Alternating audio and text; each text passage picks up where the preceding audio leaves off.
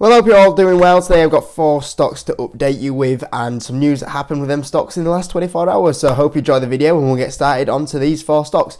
Starting with the first one, which is DraftKings. So DraftKings had a very good day yesterday. As you can see here, the stock was up over 7%. And this has been one of those stocks that just seems to be stuck in a bit of a range, really. I mean, look at the last month. It's been basically trading in this range. It's flat over a whole month recently as well. So yeah, I'd say about February time, it's just gone nowhere, and that was after its big rally after earnings. It seems like a lot of the market at the moment is kind of stuck in this range at the moment, and it hasn't really seemed like much going on. I think the market is looking for some catalyst, some news to direct us higher or lower, and we haven't got that recently. And I think DraftKings, using DraftKings as an indicator of where the stock market is right now, it seems pretty flat at the moment. There seems like not much going on, but at the same time, that's okay because then it gives us a bit more time to accumulate a few shares, I guess.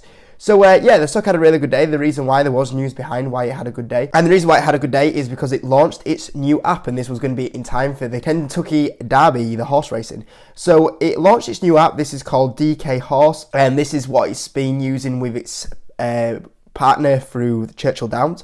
We got news about this a while ago. If we actually just flick onto the press release when it came out, it said that DK Horse will be coming in the next few months, which is a separate app to the DK app. DK Horse is going to be a product that is going to be initially available in 21 states, pending all the necessary regulatory approvals, and is scheduled to launch ahead of the 149th running of the Kentucky Derby in May 2023.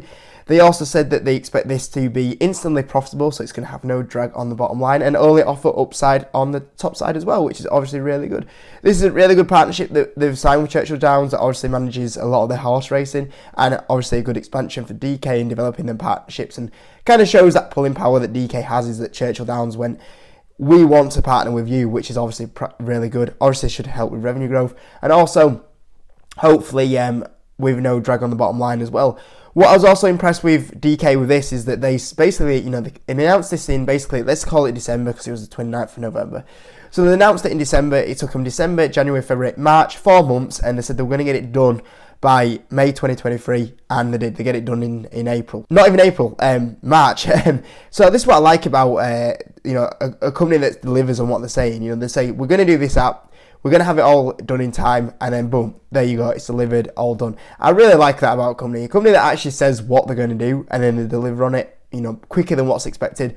I always think that's a really good sign of a company. So this is why the stock obviously did really well today, is the launch of the new app, and hopefully that helps the company going forward as well. Next one, SL Capital. So these guys reported earnings. I'm just going to give it a refresh to see where the share price is at. So it's currently down 4% today. Now originally the stock actually opened up only down like 1%, and then after like the first few minutes, the stock actually was down like over 9%, I would say, at the open. And I was looking at that and I was going, what is going on? Why is this stock down 9% today? I was this close to buying some shares, but it did have a bit of a rally up, and a few buyers did buy the dip, but it's still down nearly 3.6%. And by the time that you guys see this video, probably a lot of this trading day, by the time I'm able to edit, will probably move a lot more on the share price. And I could not believe the stock was down today. Now, obviously, these guys reported their earnings last night, and I'll point out some of the key things here, but I could not believe the stock was down today.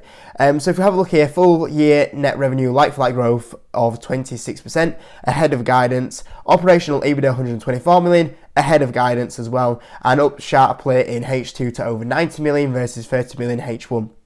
So we know, obviously, the situation with SL Capital is they went a little bit too high with their hiring. That did affect the bottom line, and they have been resolving that issue. And clearly, they've now got to the point where they have started to resolve it, which is really good. They're dealing with an issue every time. You are going to have companies that has an issue pop up inside the business. I think most of you probably will have worked in a business. Potentially, some of you would have worked high up in a business, and you realise that sometimes issues will pop up into the company that you don't see. But it's how the company reacts to that. If they're going to let that issue carry on affecting the business, or they're going to react to it, and that's what SL Capital did, and that's obviously really good. Net debt at 110 million, better than the guidance of 130 to 170 million.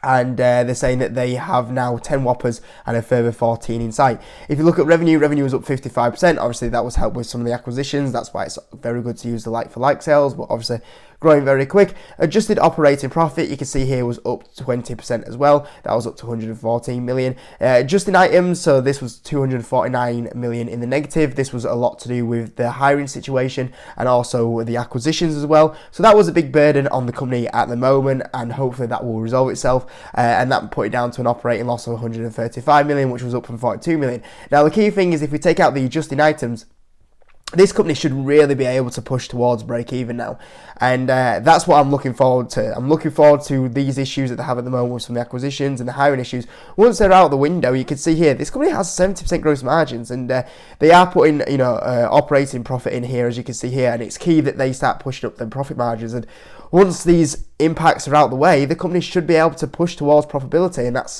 what we would like to see the company do going forward. So obviously that's something that we'll be focusing on in the next few years. So something to look forward to there. Operating losses we just spoke about here. You can see that they actually link that continued employment and associated expenses and monetization totaling 229 million versus 123 million in 2021. So we just talked about that there, why that was there. You can see here they talked about some of the Whoppers and potentially scaling them Whoppers up. They said that they obviously did lose Mondelez, which did leave the company, and that obviously will have some impact on the financials. But you are going to have some companies that will leave you as a marketing business. The only issue is that you don't have loads that leave you. As far as I'm aware, that's the first one that's lost has left S4 Capital, so not too much of a major issue.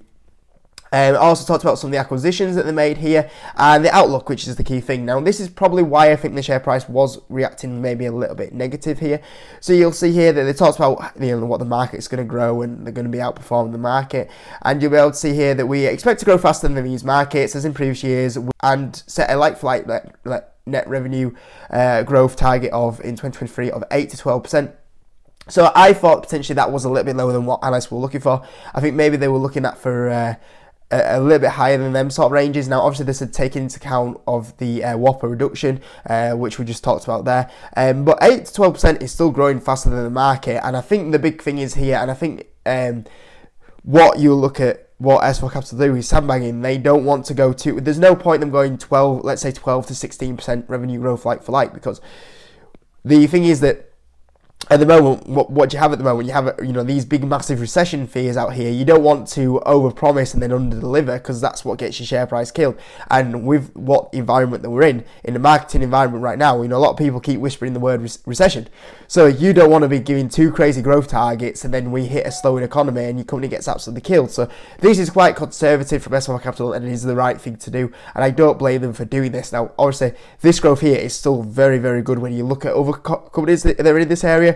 It's very much in line with a lot of other marketing companies are expected. And if you compare that to the likes of Pinterest, the likes of Google, Meta, we looked at one on Patreon the other day, which was Perion, very similar to them sort of rate. So I think that maybe the market was a little bit disappointed with the actual growth there, but I understand why they're being cautious about it. But that's not a major issue, because we'll see that hopefully develop as the year goes on. They also said the operational EBITDA margin is targeted to be in the range of 15-16% for the full year, with the performance for the full year weighted to the second half as normal. They said that over the long term, we expect a growth to outperform our market expectations and operational EBITDA margins to return to the historical levels of 20+%. So maybe this was another thing as well, with some of the costs of the acquisitions weighing them down and some of the hiring fees still to sort out. Maybe that was a little bit reason why they figured they were a little bit cautious on that point of view, why the market didn't like it. But these are really small things. I can understand why they're being very cautious and under-delivering, or making sure they sandbag the numbers and then over-deliver. Totally makes sense.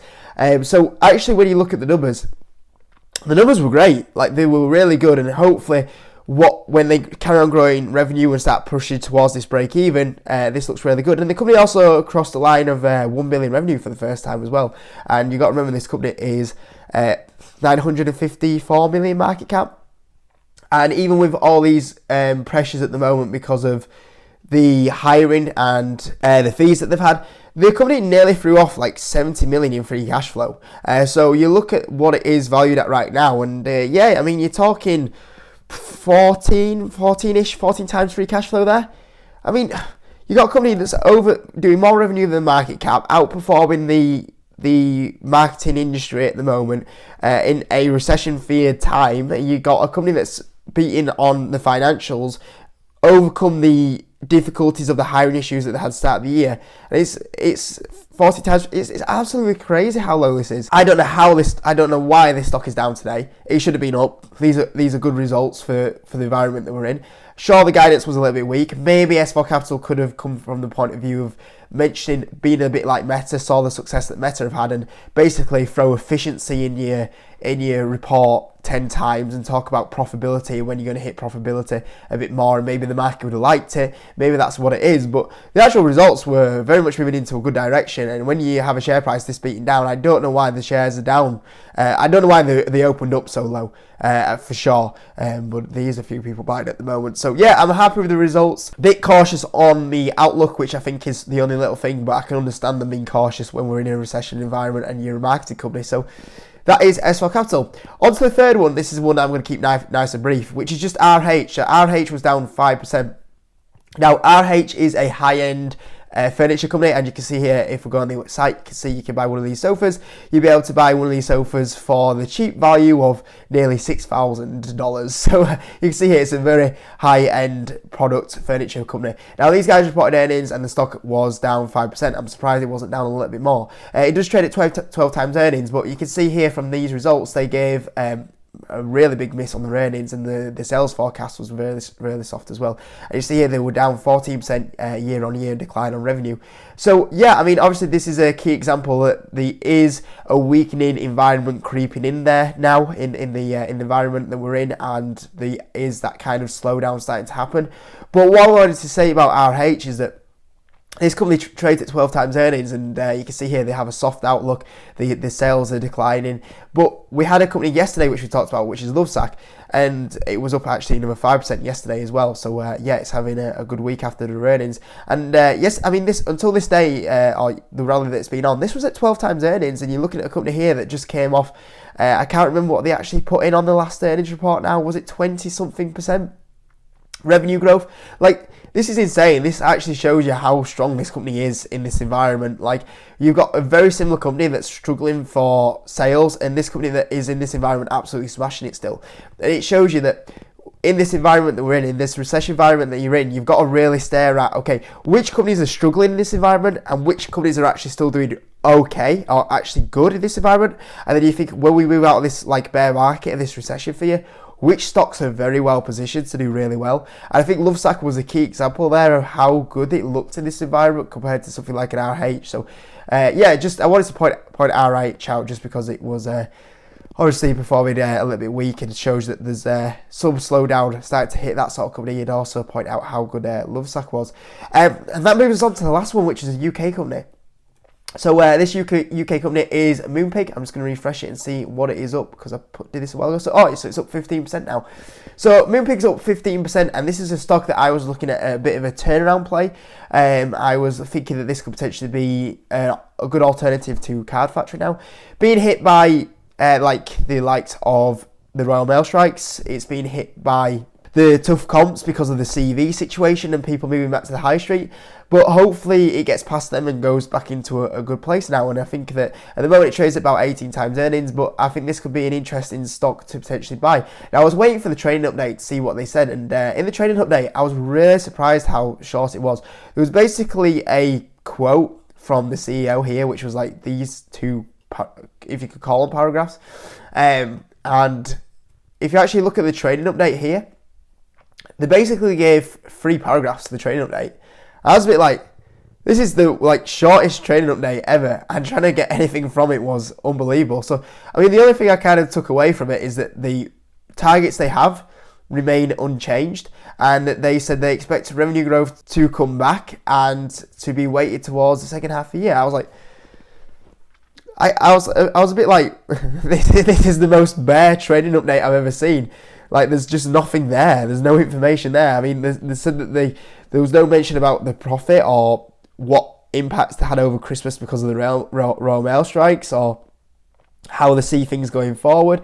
They just basically said, we've got revenue growth. And it was like, well, is that 1%? Is that 20%? Like, what are you telling us here? And so this was me. I wanted to buy this one, and I was looking at this one going, there's only 3 paragraphs here. Like, there's no really good information about what's going on in the business. Now, the crazy thing is that the share price is currently up 15% today, and maybe the reason why is it's just been so beaten down, from its IPO to these top levels, that it just went, it looks okay. They haven't changed the targets, and they're suggesting back to revenue growth. So yeah, it's so low, we'll just buy into it here, and try to put a bit of a bottom in. So maybe that's what people are kind of thinking. But for me, that was looking to buy this one, I was a little bit like, could have given me a bit more information on this trading update. It's one of the least detailed trading updates I've ever seen since I've been investing. So I was a bit like, well, I don't really know what to do, because he didn't really give me much information on financials. So I don't know. I was kind of like waiting for them to give me something like, is it potential to buy? And I was looking at this trade update like,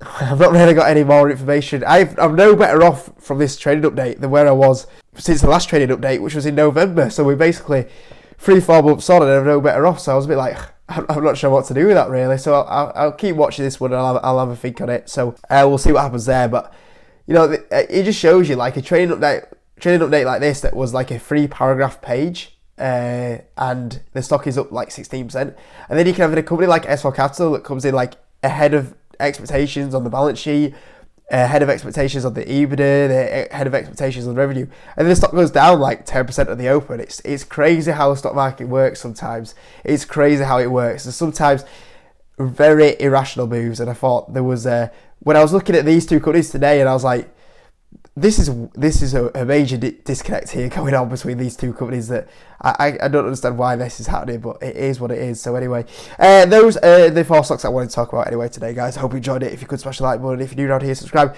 Let me know what you thought of the S4 Capital earnings. Let me know what you thought about Moonpig. Are you a buyer of Moonpig? Let me know in the comment section, and I'll catch you in a bit.